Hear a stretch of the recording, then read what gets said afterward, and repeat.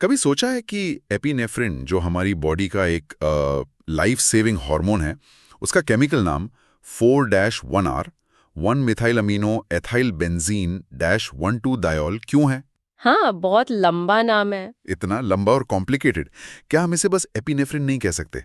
ये नाम सुनकर तो लगता है जैसे किसी कंप्यूटर प्रोग्राम का कोड हो। बिल्कुल। और आज हम इसी कोड को डिकोड करने वाले हैं। अच्छा। आज हम यूनिट 9 अमाइंस के एक बहुत ही फंडामेंटल टॉपिक पर विस्तार से चर्चा कर रहे हैं। नोमेनक्लेचर। नोमेनक्लेचर। मतलब ऑर्गेनिक कंपाउंड्स को नाम देने का साइंस। एग्जैक्टली। और ये सिर्फ एग्जाम में मार्क्स लाने के लिए नहीं है ना? मुझे लगता है इसका कनेक्शन हमारी सेफ्टी से भी है। हाँ, बिल्कुल है। अगर ये लैंग्वेज, ये कोड मतलब गलत हो गया तो लैब में और दवाइयों में बहुत बड़ी गड़बड़ हो सकती है। ये एकदम प्रिसाइज कम्युनिकेशन के लिए जरूरी है। आपने बिल्कुल सही पकड़ा। ये केमिस्ट्री की यूनिवर्सल लैंग्वेज है। चलिए इसे आराम से समझते हैं। अमाइंस का नॉमेनक्लेचर यानी नाम रखने का सिस्टम असल में बहुत लॉजिकल और सिंपल है, अगर आप इसके कोर आइडिया को समझ लें। तो इसका कोर आइडिया क्या है? एकदम जीरो लेवल पर अगर किसी को कुछ भी नहीं पता तो उसे कैसे समझाएंगे? एट द सिंपलेस्ट लेवल ये बस मॉलिक्यूल्स को यूनिकली आइडेंटिफाई करने का एक सिस्टमैटिक तरीका है, जिसे हम IUPAC सिस्टम कहते हैं। IUPAC system. हाँ, इसका मकसद है कि दुनिया का कोई भी केमिस्ट किसी नाम को पढ़कर एक ही और सिर्फ एक ही स्ट्रक्चर बना सके। इसके 3 आप कह सकती हैं सुनहरे नियम हैं। Okay, 3 rules. क्या है वो? पहला, सबसे पहले नाइट्रोजन एटम जिस सबसे लंबे कार्बन चेन से जुड़ा है उसे ढूंढो। ये मॉलिक्यूल की बैकबोन है। ठीक है, लॉन्गेस्ट कार्बन चेन। दूसरा, अब उस चेन को नंबर करो और नंबरिंग इस तरह से करो कि नाइट्रोजन को सबसे छोटा पॉसिबल नंबर मिले। नाइट्रोजन को सबसे छोटा नंबर। Got it. और तीसरा, आखिर में उस चेन के नाम के आखिर में अमीन लगा दो। ओके, तो सबसे लंबी चेन, नाइट्रोजन को सबसे छोटा नंबर और एंड में अमाइन। सुनने में तो आसान लग रहा है। इसे विजुअलाइज करने के लिए कोई तरीका है? इमेजिन, इसे ऐसे सोचिए जैसे आप एक बहुत बड़े वेयर हाउस में काम कर रहे हैं जिसमें लाखों बॉक्सेस हैं। हर बॉक्स एक मॉलिक्यूल है। अगर हर कोई अपनी मर्जी से लेबल लगाएगा तो क्योस हो जाएगा। कोई लिखेगा लाल बॉक्स, कोई लिखेगा बड़ा वाला बॉक्स। कंफ्यूजन हो जाएगा। राइट। IUPAC सिस्टम वो स्टैंडर्ड लेबलिंग प्रोटोकॉल है जो कहता है कि हर बॉक्स पर एक यूनिक बार कोड लगेगा जिससे कोई कंफ्यूजन ना हो। परफेक्ट। मतलब हर मॉलिक्यूल का अपना आधार कार्ड नंबर। अब मॉलिक्यूलर लेवल पर आते हैं। असल में होता यह है कि ये रूल्स अलग अलग सिचुएशंस के लिए थोड़े अडेप्ट होते हैं। बिल्कुल। अमाइंस मोटे तौर पर 2 तरह के होते हैं, राइट? बिल्कुल। पहले एलिफेटिक अमीन्स, जहां नाइट्रोजन सीधी या ब्रांच्ड कार्बन चेन से जुड़ा होता है। ओके। और दूसरे एरोमेटिक अमीन्स, जहां नाइट्रोजन सीधे एक स्टेबल रिंग स्ट्रक्चर जैसे बेंजीन रिंग से जुड़ा होता है। ओके। दोनों के लिए रूल्स में थोड़ा सा फर्क है। क्या फर्क है? एलिफेटिक अमीन्स के लिए हम पेरेंट एल्केन के नाम से ई हटाकर अमाइन लगा देते हैं। ओके। जैसे मीथेन बन जाता है मिथेन अमीन। मीथेन से मेथेनामीन। सिंपल। और एरोमेटिक अमीन्स के लिए पेरेंट नेम एनिलीन होता है। ये कॉमन नेम है जिसे IUPAC ने भी एक्सेप्ट कर लिया है। अच्छा, एनिलीन। और एक और चीज, अगर नाइट्रोजन एटम पर कोई और अल्काइल ग्रुप जुड़ा है तो उसे N प्रीफिक्स लगाकर दिखाते हैं। ये N प्रीफिक्स वाला पॉइंट इंपॉर्टेंट लग रहा है। इसी में स्टूडेंट सबसे ज्यादा गलती करते होंगे, है ना? एग्जैक्टली। वे नाइट्रोजन की पोजीशन को दूसरे ग्रुप्स के साथ कंफ्यूज कर देते हैं। एग्जैक्टली। अक्सर छात्रों को यहीं पर सबसे ज्यादा भ्रम होता है। वो सोचते हैं कि चेन में किसी और ग्रुप को प्रायोरिटी दें, लेकिन रूल सिंपल है। नाइट्रोजन को हमेशा लोएस्ट पॉसिबल नंबर मिलना चाहिए। प्रायोरिटी नाइट्रोजन की है। एक मिनट, हमेशा? व्हाट इफ एक डबल बॉन्ड भी हो या कोई और फंक्शनल ग्रुप? क्या नाइट्रोजन की प्रायोरिटी सबसे ज्यादा है? ये बहुत अच्छा सवाल है। क्लास 12 के सिलेबस के स्कोप में जब अमीन ग्रुप मेन फंक्शनल ग्रुप होता है तो उसे ही नंबरिंग में प्रायोरिटी मिलती है। अच्छा। हायर केमिस्ट्री में प्रायोरिटी रूल्स और कॉम्प्लेक्स हो जाते हैं, लेकिन अभी के लिए ये याद रखें, find the nitrogen, give it the lowest number. So the anchor definition for your exams should be nomenclature of amines follows IUPAC rules. The nitrogen containing chain is named with the suffix amine and the position of nitrogen is indicated by a number. Alkyl groups on nitrogen are prefixed with N.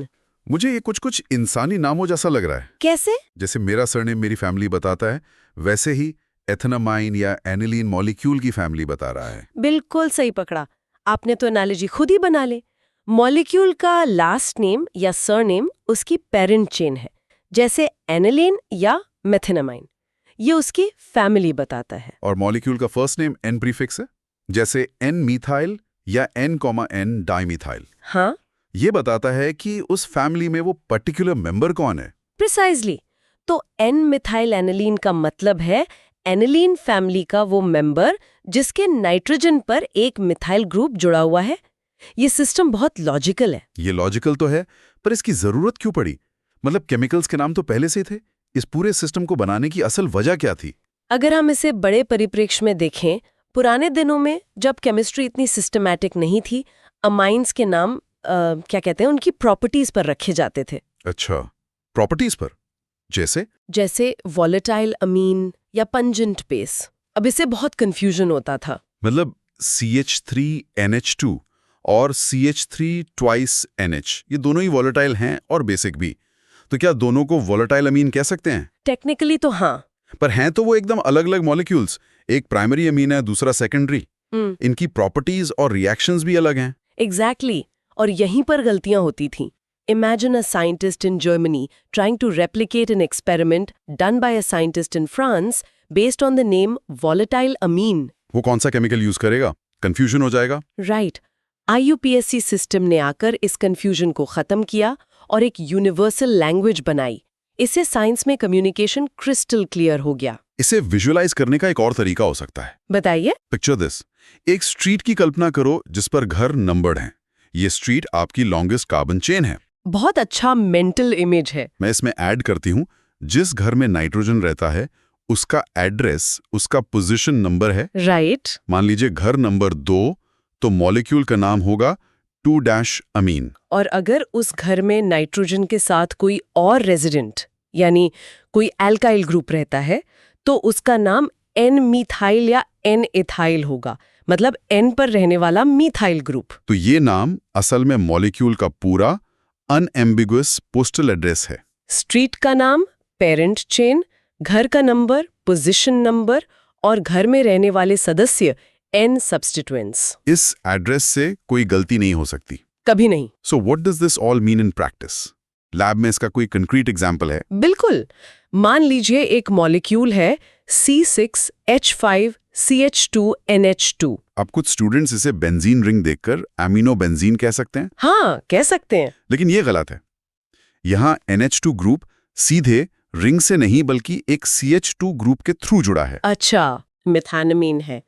गलत नाम से communication error होता है और आपका पूरा experiment खराब हो सकता है। और जैसा हमने शुरू में बात की थी, ये एरर्स दवाइयों में जानलेवा हो सकते हैं। चलिए एपिनेफ्रिन के एग्जाम्पल पर वापस आते हैं। Great idea. उसके इतने लंबे नाम के पीछे का लॉजिक क्या है, उसे रिवर्स इंजीनियर करते हैं। Let's break it down. नाम है 4(1R 1- मेथेनामिनो इथिल बेंजीन 1,2 डायॉल। सबसे पहले मॉलिक्यूल का सरनेम या पेरेंट स्ट्रक्चर ढूंढते हैं। वो है बेंजीन 1,2 डायॉल। ओके, बेंजीन मतलब एक बेंजीन रिंग और 1,2 डायोल का मतलब है कि रिंग पर पोजीशन 1 और 2 पर 2 हाइड्रोक्सिल OH ग्रुप्स हैं। करेक्ट। तो ये मॉलिक्यूल की मेन फैमिली हो गई। करेक्ट। अब इस फैमिली से कौन जुड़ा है? नाम में लिखा है इथिल, मतलब एक 2 कार्बन की साइड चेन है। Okay, ethyl chain. और ये चेन कहाँ जुड़ी है? नाम के शुरू में लिखा है 4-, जिसका मतलब है कि ये इथाइल चेन बेंजीन रिंग की पोजीशन 4 पर जुड़ी है। ठीक है, तो अब हमारे पास है एक बेंजीन 1,2 डायोल जिसके पोजीशन 4 पर एक इथाइल ग्रुप है। अब इथाइल ग्रुप पर क्या क्या है? नाम का अगला हिस्सा है 1- मीथाइलअमीनो। इसका मतलब है कि इथाइल चेन के कार्बन नंबर 1 पर एक अमीनो ग्रुप -NH है और उस अमीनो ग्रुप पर एक मीथाइल ग्रुप -CH3 जुड़ा है। अच्छा, इसीलिए मीथाइलअमीनो। हाँ, और वो 1R स्टीरियोकेमिस्ट्री को बताता है। जो 3D अरेंजमेंट है वो अभी हमारे डिस्कशन के स्कोप से बाहर है। वाओ, तो ये नाम टुकड़ों में जुड़कर पूरी कहानी बताता है। हर हिस्सा एक स्पेसिफिक एड्रेस है। बेंजीन रिंग, उस पर 2 OH ग्रुप्स, फिर पोजीशन 4 पर एक इथाइल चेन और उस चेन के पहले कार्बन पर एक मीथाइलअमीनो ग्रुप। प्रिसाइसली। ये प्रिसिजन सेफ्टी के लिए वाकई बहुत जरूरी है। एब्सोल्युटली। दुनिया में कोई भी क्वालिफाइड केमिस्ट इस नाम को पढ़कर 100% आइडेंटिकल मॉलिक्यूल बना सकता है। No confusion, no errors. यहाँ एक और काउंटर इंट्यूटिव एग्जाम्पल हो सकता है। क्या? यू माइट थिंक कि मिथाइलामीन का मतलब कोई भी अमीन जिस पर मिथाइल ग्रुप हो, तो CH3NH2 और C6H5NHCH3 दोनों मिथाइलामीन होने चाहिए। A very common point of confusion. एक पर मिथाइल है और दूसरे पर भी नाइट्रोजन से मिथाइल जुड़ा है। बट एक्चुअली नहीं। IUPAC सिस्टम में प्रिसीजन सब कुछ है।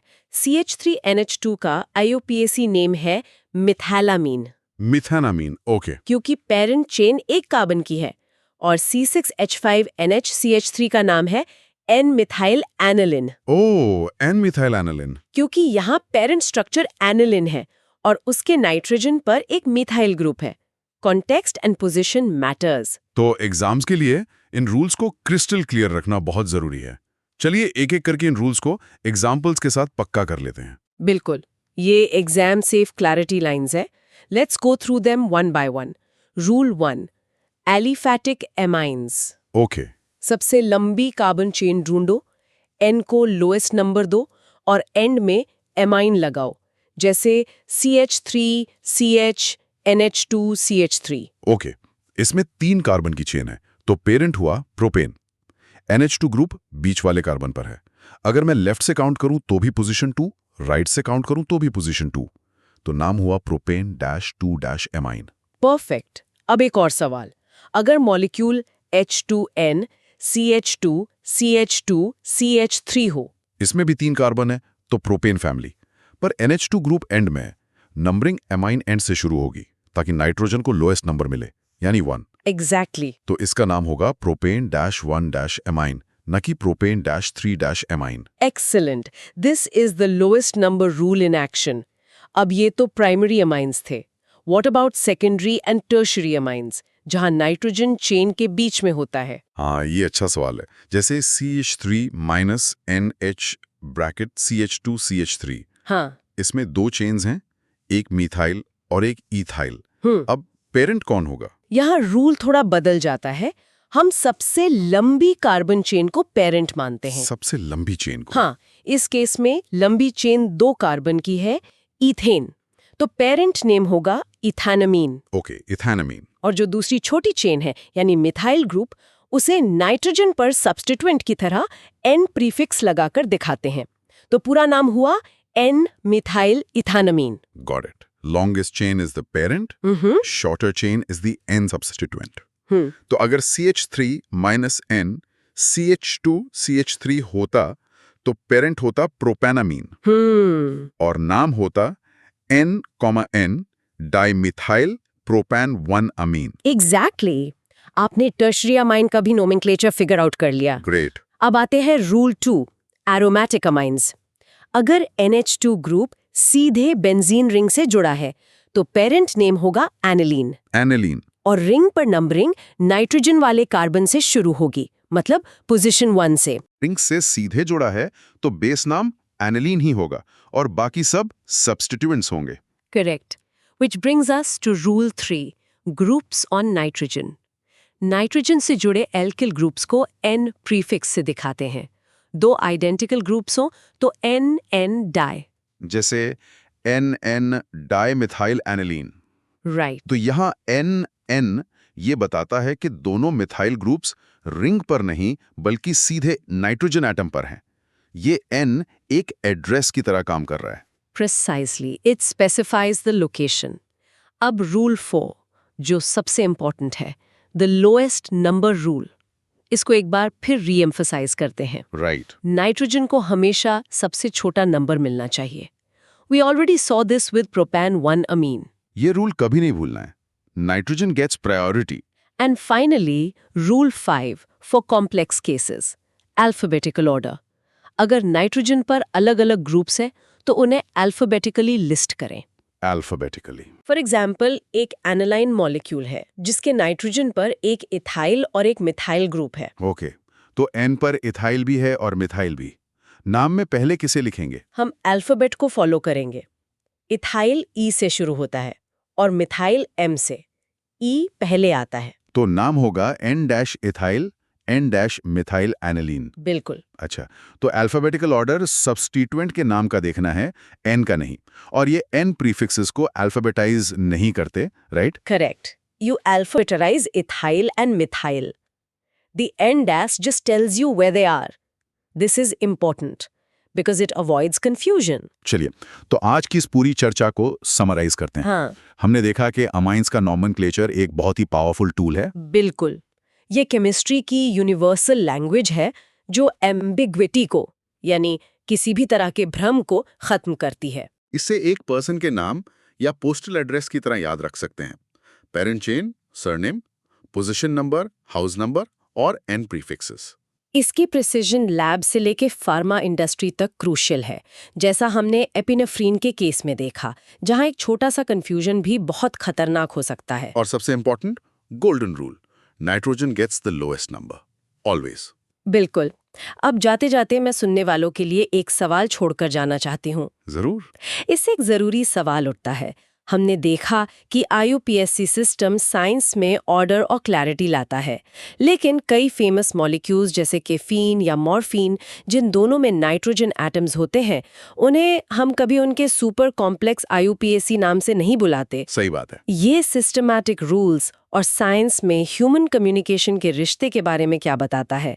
कब एक common name official IUPAC name से ज़्यादा सही या ज़्यादा यूजफुल हो जाता है? सोचिएगा ज़रूर।